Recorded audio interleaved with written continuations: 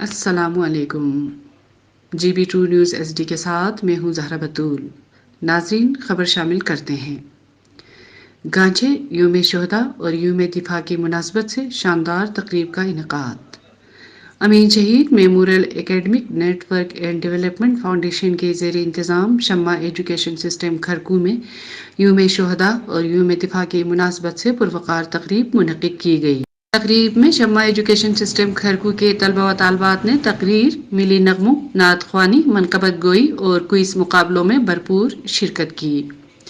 مقررین نے وطن عزیز پاکستان کے قیام، دفاع اور استحکام کے لیے جانوں کے نذرانے پیش کرنے والے شہداء، غازیوں اور شہیدوں کے زندہ دل ماں باپ، بیوی بچوں اور بہن بھائیوں کے جذبہ حب الوطنی کو زبردست خراج تحسین پیش کیے۔